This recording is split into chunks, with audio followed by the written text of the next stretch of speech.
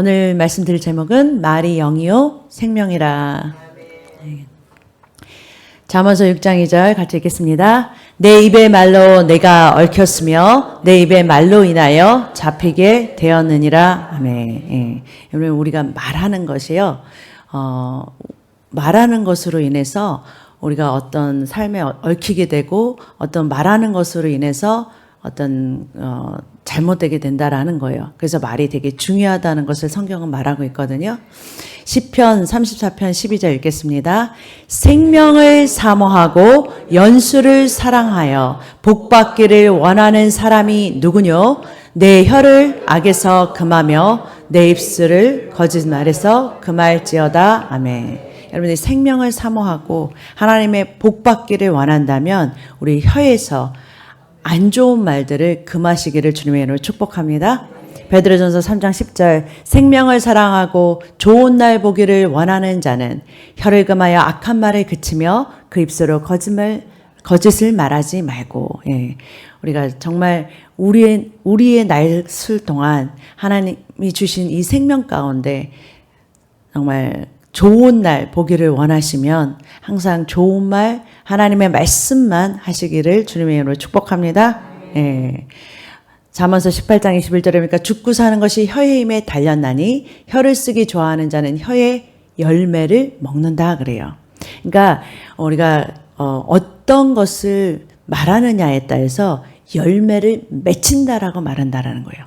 여러분, 열매를 맺힌다는 게 굉장히 중요한 거예요.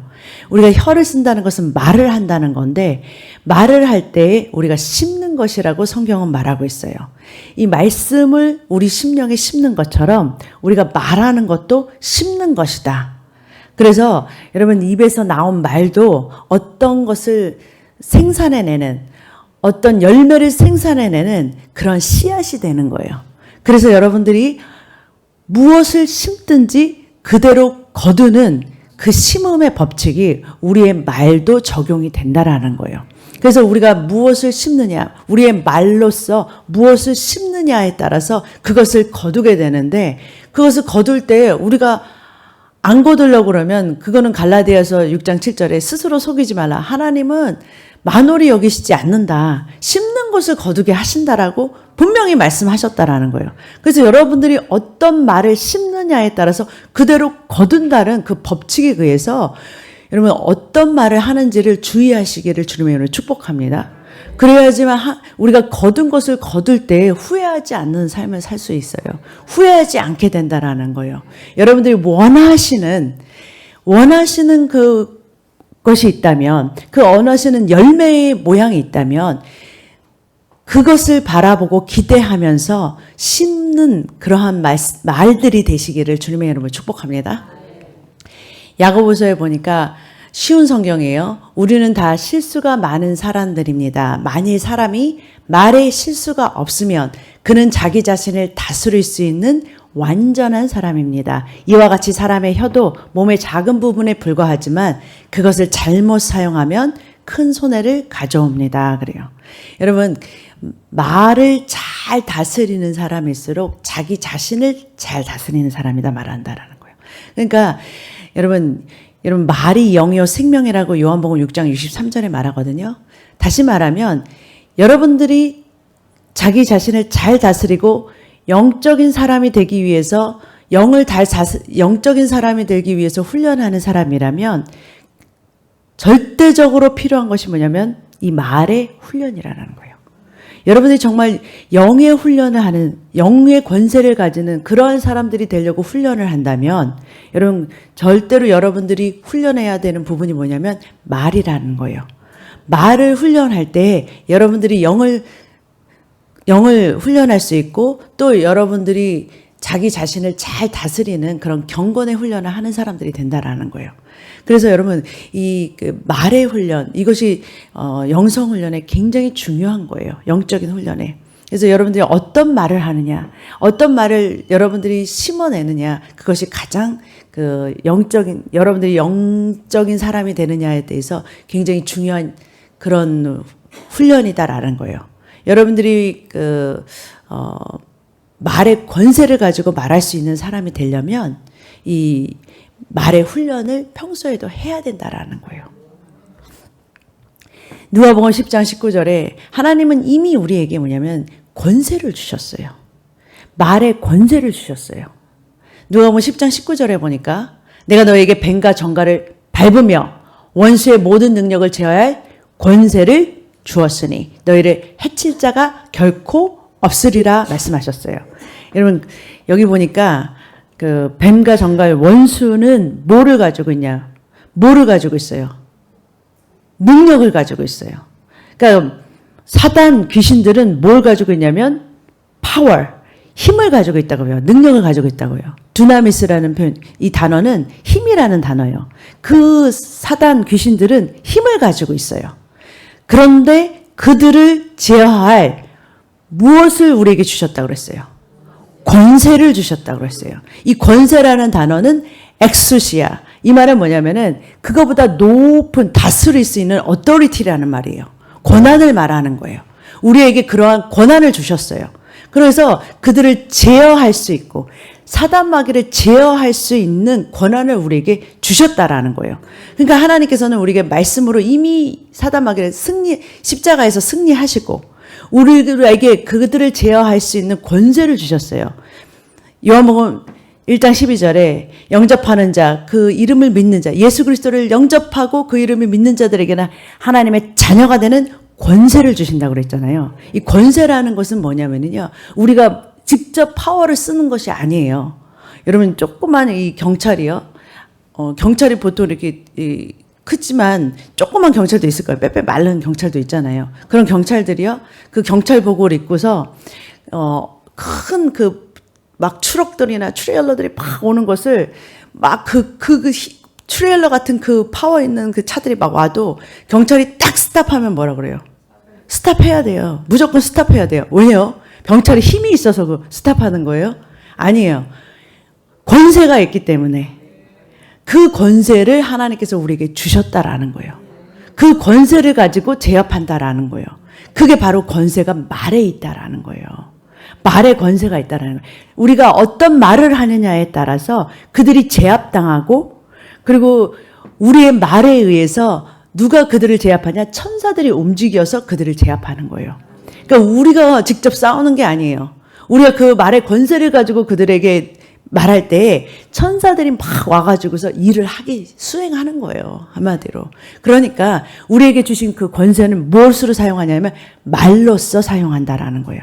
그래서 여러분들이 좋은 것을 우리에게 가져다 주는 것도 천사가 우리에게 가져다 주는데 무엇을 우리의 말을 듣고 그들이 움직여서 그것들을 좋은 것들을 가져오는 역사가 있다라는 거예요. 그래서 여러분들이 혀를 잘 다스리고 훈련하는 그러한 우리가 돼야 될 줄로 믿습니다.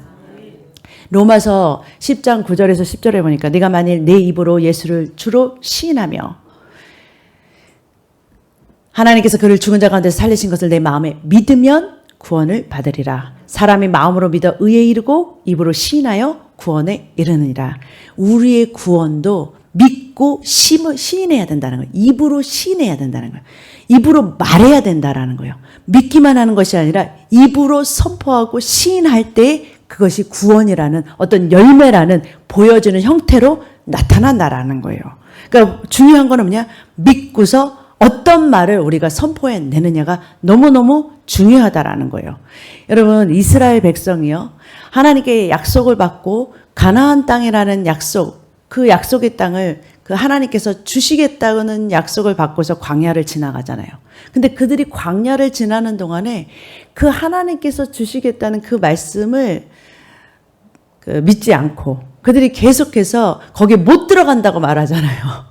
하나님은 이미 가나안 땅을 너에게 주셨고 너희들이 그들에게 이스라엘에게 뭐라고 그러냐면 너희에게 주었다 말씀하시고 너희들을 그쪽으로 들어보낸다고 얘기하셨잖아요. 그런데도 불구하고 그들이 계속해서 하나님 말씀을 믿지 않잖아요. 그들은 계속해서 뭐를 말해요? 못 들어간다고 계속 불평불만하는 거예요. 못 들어간다고 했을 때 그들 말대로 그들은 못 들어갔어요. 이미 하나님께서 가나안 땅 들어가기 광야에서 땅을 다 분배해주고 들어갈 수 있다는 약속을 다 해줬는데도 불구하고 그들이 못 들어간 건 뭐냐? 그들의 말로 계속해서 불평하고 원망하고 못 들어갈 거라고 계속 시인했기 때문에 그렇다라는 거예요. 하나님의 말씀이 할 수 있다고 하는데도 여러분과 제가 계속 못한다고 하면, 안 된다고 하면 할 수 없는 거예요. 약속은 있어도 아무리 하나님께서 약속하셨었고 하나님께서 내가 너희를 그쪽 길로 인도하신다고 끌고 가는데도 불구하고 그들이 계속 못 간다, 못한다, 하나님 말씀이 있는데도 불구하고 할 수 없다 그러면 못 들어간다라는 거예요. 그 약속을 못 받는다라는 거예요. 그러니까 여러분들 뭐냐면 마음으로 하나님의 말씀을 일단 믿고 그 다음에 뭐 해냐, 입으로 계속해서 시인해내야 된다라는 거예요. 그것을 하나님 그 말을 하나님의 말씀의 아멘으로 시인할 수 있어야 된다라는 거예요. 그 말과 하나님의 말씀과 동일한 그 입술의 선포를 내가 해야 된다라는 거예요. 삶 속에서. 그게 바로 영적인 훈련이에요. 그래야 내가 그러한 사람이 되는 거예요. 마가복음 11장 23절 24절에도 말에 되게 중요성을 말해주고 있는 거예요. 내가 진실로 너희에게 이르노니 누구든지 이 산더러 들려 바다에 던지우라 하며, 그러니까 산 같은 문제가 있어요. 그것을 던져지라고 명하는 거예요. 그 말을 선포하는 거예요. 내 입술로 말하는 거예요. 그 말하는 것이 이룰 줄 믿고 일단은 믿어야 돼요. 내가 말하고서 안 믿는 사람도 되게 많아요. 기도하고 안 믿는 사람 너무 많아요. 될까 안 될까 맨날 그래요. 아니 믿고 마음에 의심하지 아니하면 그대로 된다. 그대로 된다라고 말씀하세요. 이건 예수님의 말씀이세요. 이건 예수님의 말씀이고 하나님의 말씀이세요. 그러므로 내가 너에게 말하노니 무엇이든지 기도하고 구한 것은 받은 줄로 믿으라. 여러분 기도하고 구하는 것도 말하는 거예요. 그러니까 여러분 영적인 훈련이요. 평소에 말하는 것도 훈련이고 기도하는 것도 영적 훈련이에요. 그게 말의 훈련이라니까요. 그 기도하는 거, 내가 말하는 거에 따라서 나는 얼마나 영적인 사람이 되고 권세 있는 사람이 되느냐가 바뀐다라는 거예요. 그 기도하고 무엇이든지 기도하고 구한 것은 받은 줄 믿으라 그래요. 일단 믿어야 돼요. 믿고 그대로 선포하면 그대로 되는 거예요. 믿고 말하기 시작하면 그대로 된다는, 그게 하나님의 영적인 법칙이라는 거예요. 이게 영의 법칙이에요. 믿고서 그것을 말하기 시작하면 언젠가 뭐예요? 그것이 내게 열매로 찾아와요. 아무리 산 같은 문제가 있더라도 산도 옮겨진다라는 거예요. 그러니까 산이 옮겨지는 건 불가능하다고 생각하는 거잖아요. 근데 아무리 불가능한 일도 너희들이 믿고서 말하기 시작하면 가능하게 된다라는 것을 지금 얘기하시고 계신다라는 거예요.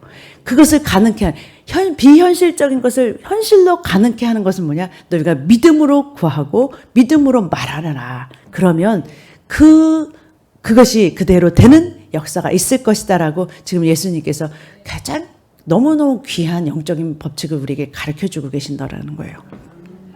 왜냐하면 하나님은 말씀으로 창조해내셨다. 하나님은 아무것도 없는 것에서, 아무것도 보이는 세계에 아무것도 현상으로 나타나지 않는, 아무것도 없었던 것에서 하나님께서 말로 창조해내셨다라는 거예요. 그것이 법칙이에요. 그렇기 때문에 우리에게도 뭐냐면 말로 창조해내게 하셨다라는 거예요. 하나님은 죽은 자를 살리며 없는 것을 있는 것으로 부르시는 하나님이시다. 아직 없어요. 없는데도 불구하고 우리는 뭐예요? 믿음으로 그것을 불러내야 된다라는 거예요. 믿음으로 말해야 된다는 거예요. 아직 현실이 없어.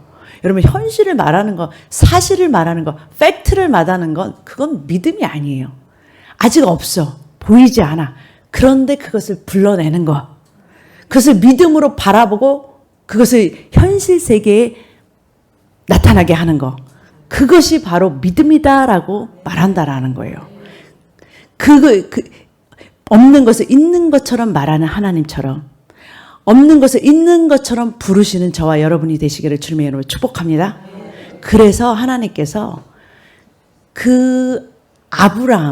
원래 아브라함을 이름은 아브람이었어요. 그냥 아브람. 아브라함은 무슨 뜻이냐면 그냥 아버지예요. 그런데 아브라함은 열국의 아버지예요. 이름이 바뀌었어요. 하나님께서 이름을 바꾸신 이유가 있어요. 계속 네 입으로 시인하라는 거예요. 내 이름은 아브라함이다. 그리고 다른 사람들이 뭐라고 불렀겠어요? 아브라함을 이름이 바뀐 다음에 아브라함 부르면 아브라함이 아니 이제 나 내 이름 아브라함 아니야. 아브라함이야 라고 말했겠죠. 그리고 아브라함 하다 보니까 어떻게 해요? 진짜 아브라함이 되는 거예요.